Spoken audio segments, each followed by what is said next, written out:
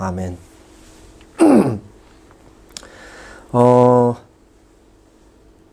이제 오늘 누가복음 4장 제일 마지막 부분으로서 본문에서는 예수님께서 베드로의 장모를 고치신 다음에 수많은 병자들과 귀신 들린 자들을 고치시는 장면이 나옵니다.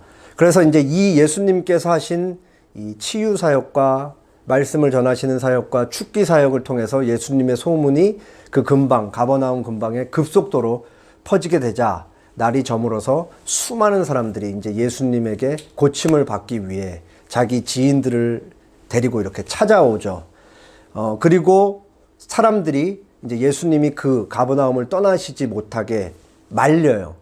근데 예수님은 가야 돼 하면서 이제 떠나는 장면으로 오늘 본문이 그렇게 내용이 되어 있습니다. 지난주에는 우리가 이제 연합 예배를 드렸기 때문에 벌써 2주 전이었죠. 그래서 2주 전에 보았던 내용을 조금 다시 한번 설명을 드리면 예수님께서 회당에 들어가서 가르치실 때 구약성경 이사야서 61장 1, 2절 말씀을 가지고 이제 설교를 하셨죠. 거기에 핵심어는 뭐냐? 자유와 안식이었습니다. 그래서 예수님께서 복음을 전하시고 복음을 전하실 때 눌린 자와 갇힌 자에게 자유를, 그리고 앞을 보지 못하는 자에게 앞을 보게 하는 그 일들을 예수님께서 하기 위해서 오셨다라는 것을 예수님이 자신의 공생의 사역을 회당 안에서 이사야서 61장 말씀을 통해 이제 앉아있는 자들에게 전함으로써 내가 바로 그 메시아다라는 것을 잘 알리셨죠. 그리고 나서 이제 예수님이 말씀을 증거하시자 그 안에서 어떠한 일이 일어났죠? 귀신 들린 자가 있었는데 귀신의 정체가 탈로가 난 거예요. 그래서 예수님께서 그 사람의 몸에서 귀신을 내쫓고, 그러자 사람들이 아니 어떻게 말씀으로만 귀신을 내쫓을 수가 있나, 저 권위와 능력이 무언가 라고 하면서 다들 화들짝 놀라는 반응을 보인 것을 우리가 보았습니다. 그래서 이게 이제 어떤 맥락 속에 주어지냐면 예수님께서 자신의 공생의 사역 전체를 요약해서 눌린 자와 갇힌 자에게 자유를 주고 앞을 보지 못하는 자에게 앞을 보게 하면서 자유와 참된 안식을 허락하시는데, 그거에 대한 첫 번째 사건으로서 회당에서 귀신의 지배를 받고 있던 사람을 자유롭게 하고 그 사람에게 참된 평안과 안식을 허락하시는 사건이 등장을 하는 거예요. 그리고 같은 날 이제 오늘 첫 번째 단락인 베드로의 장모의 열병을 고치는 내용이 이제 등장을 하는 것이죠. 그래서 오늘 본문은 예수님께서 베드로 장모만 고치는 내용만 있는 것이 아니고 조금 더 다른 내용이 이제 뒤에 이어져 나오는데, 본문의 개요를 보면 4장 38절 39절에는 예수님께서 베드로의 장모를 고치시고, 4장 40절 41절에는 수많은 병자들과 귀신 들린 자들을 고치시고, 4장 42절에는 예수님의 소문이 급속도로 퍼지자 많은 사람들이 예수님께 몰려들어서 제발 여기 있어 주십시오 라고 만류하는 장면이고, 마지막 예수님께서 그 이들에 대한 반응으로 43절 44절에 나는 하나님 나라의 복음을 전해야 된다라고 하시면서 떠나는 장면으로 그렇게 오늘 본문이 되어 있습니다. 자, 이제 본문을 조금 살펴보면서 본문이 무슨 내용을 우리에게 가르치고 있는지 보도록 하겠습니다. 누가복음 4장 38, 39절. 제가 38절 읽을 테니까 여러분이 39절 읽어주세요.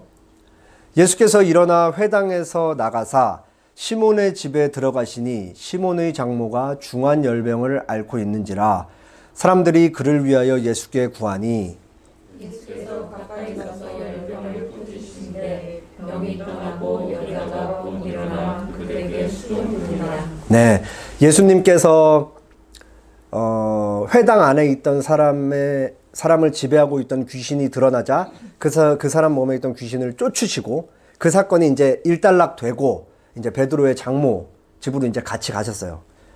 우리가 알듯이 여기선 베드로라는 표현은 안 나와 있어요. 베드로의 본명은 시몬이니까 제가 이제 우리가 더 잘 아는 베드로라고 이제 말씀을 드릴게요. 그래서 예수님은 이제 베드로의 집으로 가시죠. 그래서 이제 이곳에서도 역시 이 회당 안에 귀신 들린 자가 있었던 그 문제와 거의 방불한 문제가 있었어요. 베드로의 집안에서도. 그 문제가 뭐였어요? 베드로의 장모가 중한 열병에 시달리고 있었던 것이죠. 그래서 여기서 열병이란 것은 이 가버나움이 갈릴리 북부 쪽에 이제 바로 인근에 위치한 지역인데, 갈릴리 바다 주변에서 이제 자주 발생했던 이 풍토병으로서 심한 고열을 동반하고 이제 몸을 가누기 힘들 정도로 굉장히 고통스러웠던 병이라 그래요. 그리고 성경을 기록하고 있는 누가가 그냥 열병이라고 하지 않고 중한, 아주 큰, 이 위대한이란 뜻인데 아주 큰 열병을 베드로의 장모가 앓고 있었다는 거 봤을 때 그 병세가 굉장히 심각했다라는 사실을 우리가 알 수 있죠. 이 본문의 이 병이 또 그냥 일반 병이 아니고 열병이잖아요. 열병하면 또 제가 아주 경험적으로 잘 알잖아요. 당장 지난주만 해도 제가 열이 38.4도까지 올라가지고 고열에 시달리면서 막 정신을 못 차렸는데, 이 열병이란 것은 단순히 그냥 열만 높이 오르는 병이 아니고 고열 플러스 몸이 으슬으슬 춥고 온몸이 쑤시고 걷지 못하게 되고 침대에 의존적으로 생활할 수밖에 없는 이 연장선상에서 이 열병이 있는 것이죠. 그러니까 이런 것을 조금 생각하면서 베드로의 장모가 앓았던 열병을 생각하면 얼마나 심각한 질병에 매여 있어서 그 질병이란 덫에 걸려서 빠져나오지 못하고 허우적 거리고 있었는지 그 상태를 우리가 유추해 볼 수가 있죠.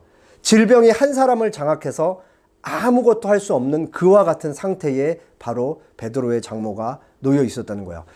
정확히 기간은 얼마였는지는 잘 모르겠는데, 한 가지 확실한 건 예수님께서 베드로의 이 장모를 베드로의 집을 방문하기 전부터 짧지 않은 시간 동안 그 열병을 앓고 있었던 것은 확실한 것 같아요.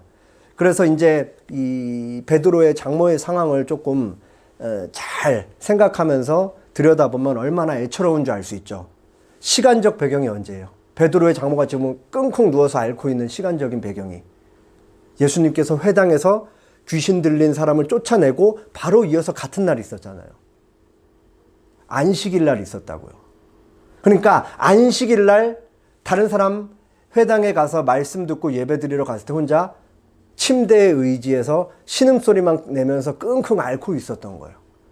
그러니까 안식이 없는 거죠, 이 사람에게는. 그리고 안식을 누려야 마땅한 그 날에, 안식일에 안식을 전혀 누리지 못한 채 베드로의 장모는 병에 억눌려서 그렇게 생활을 하고 있었던 것이죠. 아마 한 번의 안식일, 두 번의 안식일, 몇 번의 안식일 동안 그와 같은 일이 반복됐을지 모르겠지만 굉장히 우리는 영혼과 육체가 하나로 불가분의 관계로 엮여 있기 때문에 이렇게 몸이 아프면 예배를 못 드리고 굉장히 힘들었을 상황이 계속 이어졌을 거라는 걸 우리는 어렵지 않게 짐작을 할 수 있죠. 그러니까 이 전달락이 같은 날 일어났다고 제가 계속 강조드리는데, 회당 안에 귀신이 있었던 거가 같은 거예요. 하나님의 말씀이 증거되고 하나님의 말씀을 듣고 백성들이 안식을 누려하는 그 공간 안에 누가 있었다고요? 귀신이 있었잖아요.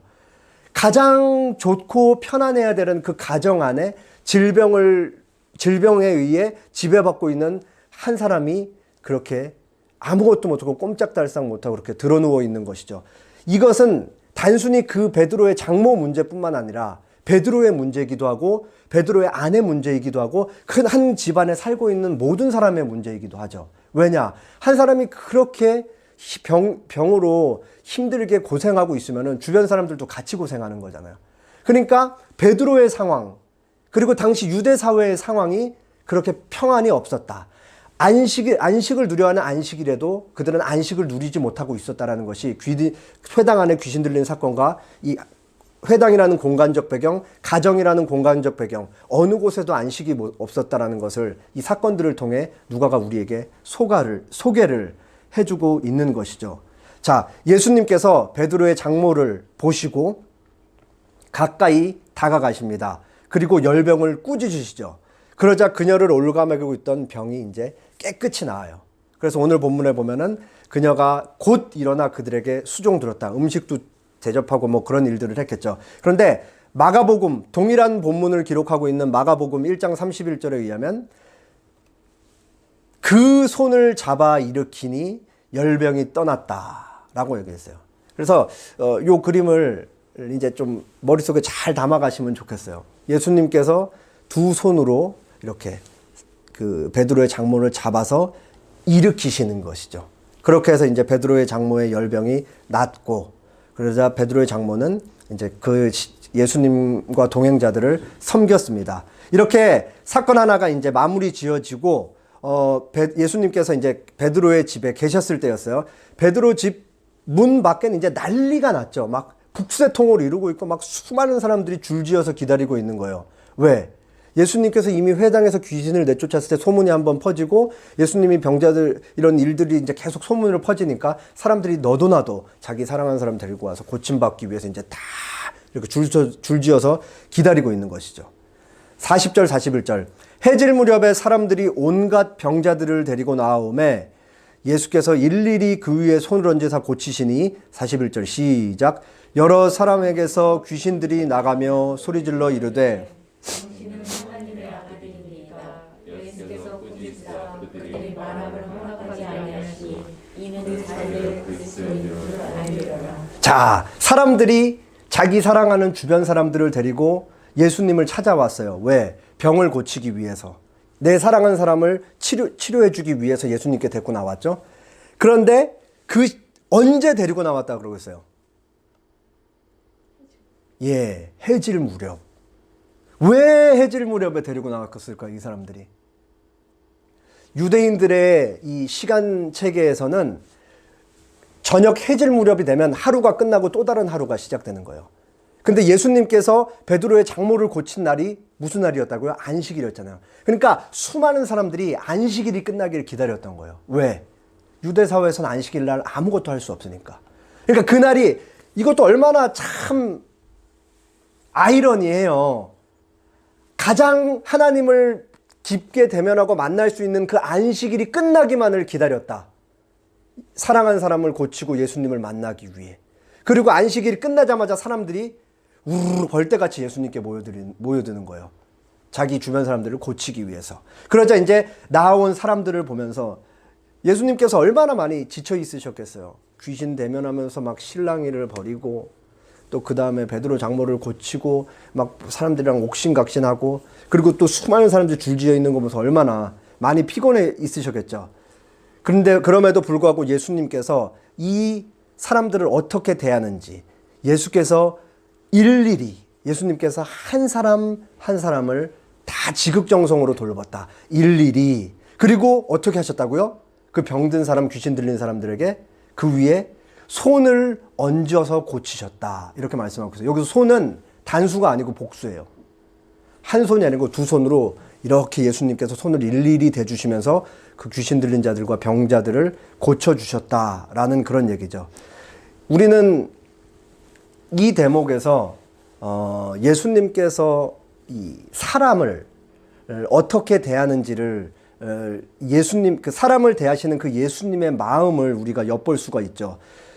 질병과 귀신에 매여서 하나님께서 창조하신 그 본연의 아름다움을 완전히 잃어버리고 그것이 파괴당한 그 인간 영혼을 바라보시면서 예수님께서 그들을 어떻게 대하시는가. 일일이 한 사람 한 사람씩 대하면서 그들을 지배하고 억누르고 있는 질병과 귀신을 쫓아내면서 두 손으로 그렇게 감싸주시면서 그들을 대하셨다라는 것이 바로 인간을 사랑하시는 예수님의 마음이에요. 최근에 이제 사랑에 대답하는 시라는 책을 읽었는데, 한 18명 정도 되는 시인과 작가들이 사랑에 관한 주제로 시 한 편 싣고 산문 한 편 실어서 이렇게 엮은 시 산문집인데, 거기에 이제 조금 제 마음을 이렇게 좀 건드리는 문구가 있어갖고 이제 가져와 봤어요. 이런 내용이었어요. 주제가 사랑이에요. 근데 거기서 이렇게 얘기를 하는 거죠. 매일 서로 얼굴을 보면서 상대의 부재를 상상한다. 이 너무 공감되잖아요. 회사에서 만난 누구건 그 밖에 자주 만나는 사람이고 사실은 우리는 조금만 수가 틀리면은 그리고 그 사람이 내 마음에 들지 않게 행동하면 그 사람을 향해서 웃고 있으면서도 저 사람이 버리기를 저 사람의 부재를 상상하잖아요. 이거 우리 매일 경험하면서 사는 거잖아요, 사실은. 그러니까 이제 이런 생각이 저한테 있으니까 이런 생각을 갖고 이제 오늘 본문을 보면은 예수님의 모습을 보면 이 양가적인 감정이 드는 거예요.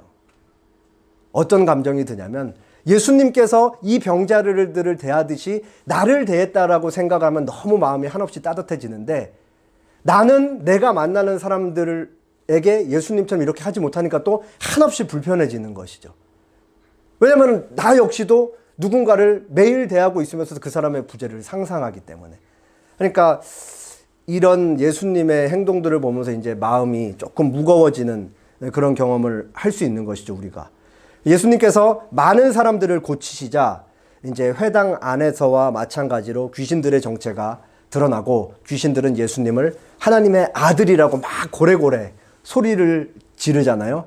그러자 예수님께서 이제 그들의 입을 완전히 닫아버리시죠. 왜냐? 그들이 예수님이 메시아인 줄 아니까. 그 귀신들이 예수님이 그리스도인 줄 알기 때문이었습니다. 그러니까 지난주에도 비슷한 설명을 드렸던 것 같은데 귀신의 입에서 나온 내용이 참인 것과 귀신을 통해 그 얘기가 사람들에게 들려지는 건 다른 내용인 거죠. 예수님이 결코 귀신의 입을 통해 증거될 수 없는 그 분이기 때문에 증거될 수 있지만 예수님께서 그걸 원치 않으셨기 때문에 귀신들의 입을 그렇게 막으셨던 것이죠. 자, 그리고 이제 마지막 장면 보겠습니다. 42절에서 44절. 날이 밝음에 예수께서 나오사 한적한 곳에 가시니 무리를 찾다가 만나서 자기들에게서 떠나시지 못하게 만류하려 하매 예수께서 이르시되 내가 다른 동네들에서도 하나님의 나라 복음을 전하여야 하리니 나는 이 일을 위해 보내심을 받았나 하시고 44절 시작. 자, 아침에 하루가 지나고 해가 떠오르자 예수님께서 한적한 곳을 가셨습니다. 마가복음 1장 35절에 의하면 예수님께서 이때 이제 기도를 하기 위해서 이제 따로 한적한 곳에 가셨던 것이요. 그리고 이제 무리들이 예수님을 찾아 나셨죠. 아, 예수님 도대체 어디 가신 거야? 이러면서. 그리고 예수님이 아마 기도 마치시면서 오실 때 이제 무리들과 만났던 것 같아요. 그래서 이제 무리들이 예수님에게 뭐를 간청해요? 여기서 떠나주지 말아 주십시오. 제발 저희와 함께 살아 주십시오. 라고 얘기해요. 여기서 사람들의 만류에는 두 가지 차원이 있어요. 긍정적인 차원의 이유가 있고 부정적인 차원의 이유가 있죠. 긍정적인 차원에서의 이유, 사람들이 예수님을 떠나지 말아달라고 간청한 긍정적인 차원은 뭐냐? 이 사람들이 예수님을 통해 임한 하나님 나라를 경험했기 때문이에요. 지금까지는 누군가가 내 눈앞에서 질병에 시달려서 하루 종일 땀을 뻘뻘 흘리고 있고 그 병에 갇혀가지고 지내는 것을 보고 있었다면 예수님을 통해 그 병자가 낫는 것을 통해 이제는 뭔가 정상적인 생활, 평안한 생활, 참된 자유를 이 사람들이 영위하게 된 것을 보면서 느끼고 눈으로 보면서 하나님 나라를 경험한 것이죠. 그리고 누가 귀신 들려갖고 빽빽 이상한 소리 지르고 있는 것을 보면서 저게 도대체 뭔가, 내 삶에 왜 이러한 일들이 일어나고 있는가 라는 생각을 매일 하루에도 수백 번씩 반복하면서 살고 있는 사람들에게 예수님이 와서 귀신을 쫓아내버리자 그 사람들이 드디어 정상적으로 활동하는 모습을 보면서 이 사람들이 하나님의 나라를 경험한 것이죠. 모든 무질서와 혼란이 예수님을 통해 하나님 나라가 임하자 정상적으로 질서가 잡히는 모습을 이 사람들이 눈으로 보고 귀로 듣고 몸으로 직접 경험을 하니까 이제 그게 너무 좋은 거죠. 그래서 예수님을 저희와 함께 있어 주십시오라고 그 자리에 머물러 달라고 간청을 하는 거예요. 여기는 이제 충분히 이해가 되는 장면이죠. 근데 동시에 부정적인 이유는 뭐냐?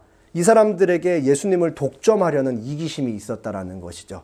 왜냐하면 이 사람들이 예수님께서 하셔야 될 사명이 뭔지 모르기 때문에 무지에서 기인한 이기심이 있었던 것이죠. 예수님은 여러 군데 돌아다니시면서 하나님 나라의 복음을 전하셔야 되는데 가버나움 사람들은 그걸 잘 모르니까 예수님에게 여기 같이 있어 주십시오. 그렇게 요청을 했던 것입니다. 만류하는 무리에게 예수님께서 중요한 말씀을 하시죠. 43절, 내가 다른 동네들에서도 하나님 나라의 복음을 전하여야 하리니 나는 이 일을 위해 보내심을 받았다. 예수님께서는 이 말씀을 하시고 다른 여러 회당에 가서 전도하러 떠나십니다. 그렇게 이제 오늘 본문 설명이 끝나시죠. 예수님께서 한 곳에 머무실 수 없는 이유, 예수님께서 다른 동네에 가셔야만 하는 이유는 하나님 나라의 복음을 전하기 위해서였습니다. 예수님께서 여러 곳에서 하나님 나라의 복음을 전하기 위한 일을 위해, 바로 그 일을 위해 여러 곳에서 가서 하나님 나라의 복음을 전하기 위해 하나님으로부터 보냄을 받았기 때문에 예수님은 한 곳에 머물러 있을 수 없으셨던 거예요. 바로 여기서 오늘 우리는 우리의 정체성과 사명에 대해서 다시 한번 확인합니다. 우리는 그리스도인이고, 그리스도인이라는 말이 갖는 의미는 예수님을 쫓는 사람들이라는 의미잖아요. 그렇기 때문에 그리스도인의 정체성과 사명은 언제나 예수님과 직결되어 있다, 관련이 있다 라고 여러 차례 말씀드렸습니다. 예수님께서는 자신은 하나님 나라 복음을 전하기 위해 이 일을 위해 보내심을 받았다라고 말씀하시잖아요. 여기서 보내심을 받았다라는 말이 이 단어예요. 동사 아포스텔러라는 단어인데, 보내다, 파송하다. 예수님은 나는 이 일을 위해 보냄을 받았다. 누구로부터 보냄을 받았다고 얘기하는 거예요? 하나님 아버지로부터 보냄을 받았다. 그리고 이 아포스텔로라는 동사의 명사형이 있어요. 아포스톨로스라는 단어인데, 이거를 번역하면 어떤 뜻이 되냐? 우리가 잘 아는 사도, 12제자들. 예수님께서 3년 동안 동고동락하면서 가르치시고 훈련시킨 12명의 제자들을 바로 사도라고 하는 거죠. 조금 쉽게 풀어서 설명하면 뭐예요? 보냄을 받은 자. 예수님께서 자신이 하나님으로부터 보냄을 받아 이 땅에 오신 것처럼 3년 동안 제자들을 가르치시고 제자들을 보내시는 거예요. 그래서 12제자들을 사도라고 그러는 거예요. 예수님으로부터 보냄을 받았다 그래서. 그리스도인이면 우리도 역시 보냄을 받는 것이죠. 누구로부터? 예수님으로부터 보냄을 받는 거예요. 왜? 우리도 동일하게 예수님의 제자이니까. 어디로 보냄을 받았죠?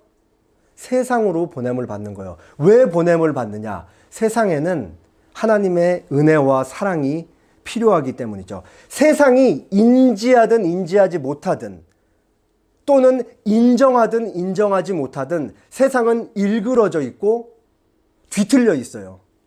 하나님의 통치를 거부하기 때문에 당연한 결과죠.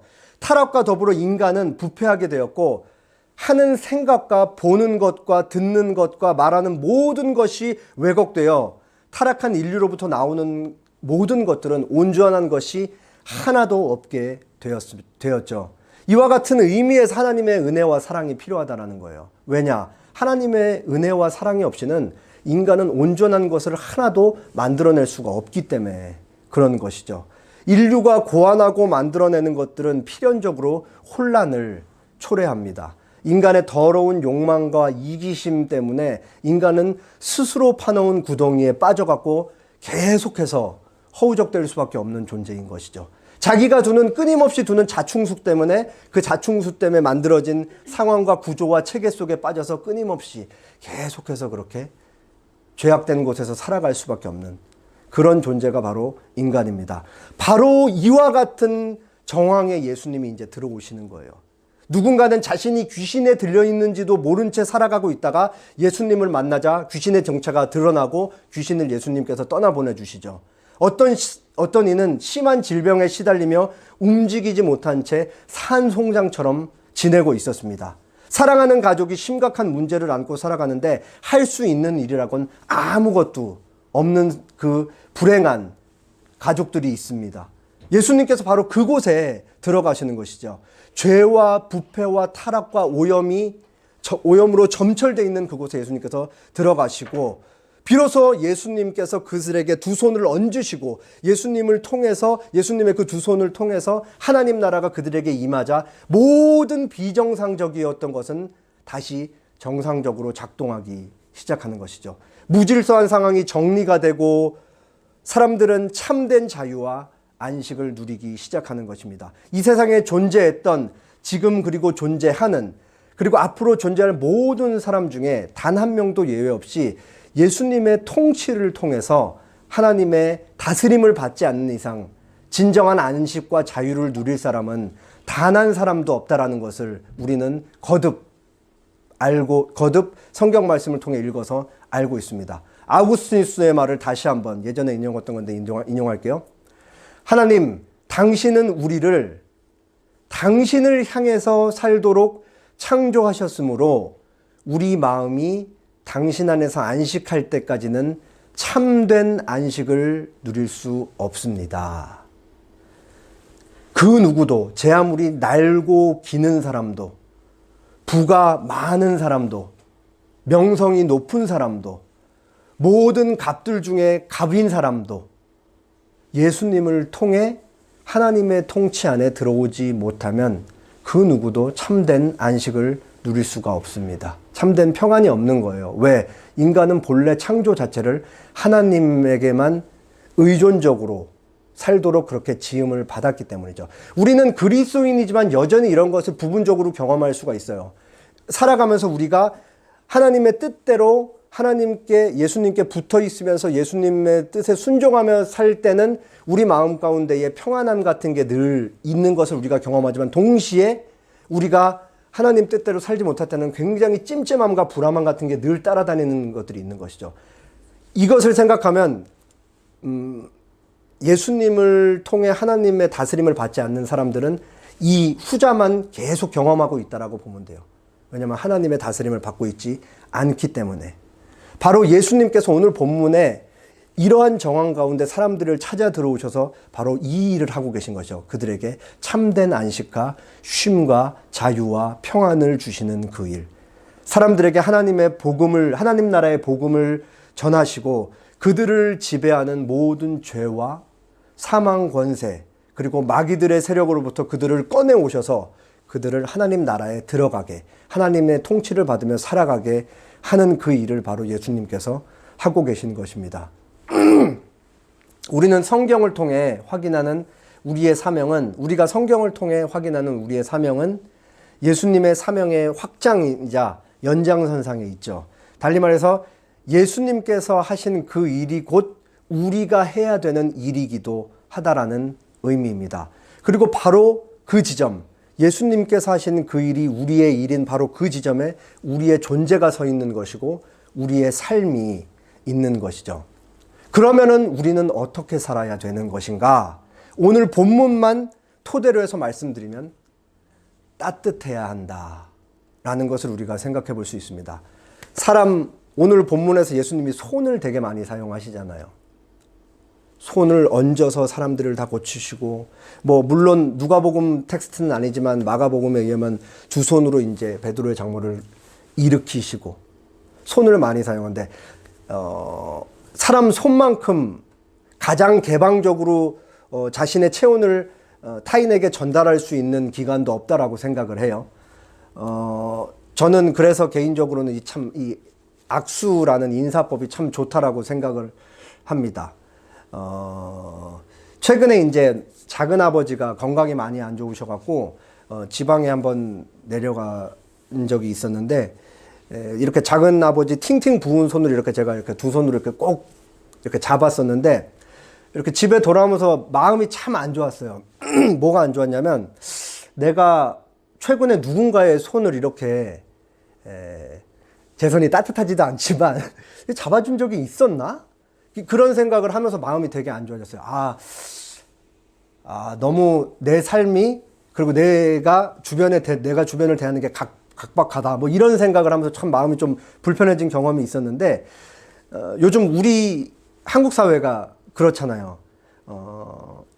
이미 오랜 시간부터 사실 아파트와 다세대 빌라 사이에는 엄연한 가시적인 벽이 존재하기 시작했었고 아파트와 아파트 사이에서도 영세민들이 사는 아파트와 부자들이 사는 아파트 사이에 벽이 존재하고 또 그런 아파트 사이에서도 수많은 벽들이 존재하고 한 공간을 점유하고 있지만 한 개인과 한 개인 사이는 점점 더 멀어지는 사회인 것 같아요. 제가 벌써 한 30년 된 얘기긴 한데 어렸을 때 이제 할머니 손 꼭 붙잡고 이제 이비인후과를 한 3년 정도 다녔는데, 그때 이제 맨날 할머니랑 같이 이제 그 좌석에 앉아가지고 종합운동장부터 사당역까지 이제 맨날 이제 한 9정거장인데 그랬던 것 같은데, 그걸 매우 외우면서 갔는데, 외우면서 하는 그 할머니랑 이렇게 눈을 마주면서 외우면은 아직도 기억이 나요. 어렴풋이 주변을 보면은 이렇게 몇몇 신문 보시는 분들이나 몇몇 책 보시는 분들을 제외하고는 적어도 그때는 다 앞을 보고 있었죠. 적어도. 그런데 요즘 지하철 타서 사람들 보면은 정말 10명이면 9명도 있을까 말까, 아니 1명도 있을까 말까 할 정도로 다 고개를 숙이고 있죠. 뭐 하고 있는 거예요? 다 스마트폰 보고 있는 거예요. 보이지 않는 장벽들이 한 공간을 점유하고 있어도 사실은 우리에게 끊임없이 있는 것이죠. 따뜻함이 결여된 사회, 그리고 다른 말로 하면 사랑이 결여된 시대라고 할 수 있죠. 그러나 역설적이게도 저는 사랑이 결여되고 따뜻함이 결여되었기 때문에 오히려 우리가 사랑을 더 많이 보여줄 수 있는, 그래서 우리가 조금만 보여줘도 그 사랑이 더 많이 부각될 수 있는 그리스도인의 이 가치와 위치가 더 중요한 때라는 생각을 합니다. 본문에서 예수님이 보여주신 것처럼 아무런 안식이 없는 그들의 삶 가운데 따뜻한 그 예수님의 손으로 그들에게 안식과 평안과 그 자유를 찾아주셨던 것과 같이 우리도 우리의 삶 속에서 우리의 따뜻한 손길을 통해 많은 사람들에게 안식을 되찾아 줄 수 있는 것이죠. 자, 오랜만에 이승우 작가의 글을 좀 인용하겠습니다. 이승우 작가께서 예수님의 이 치유하는 손에 대해서 묵상한 걸 좀 써놓으신 것 같아요. 오랫동안 병고에 시달리고 아무도 상대해 주는 이가 없어 고독과 슬픔이 본능처럼 몸에 밴 환자들의 외롭고 야윈 손을 잡아주었던 한 위대한 치유자의 따뜻한 손을 우리는 알고 있다.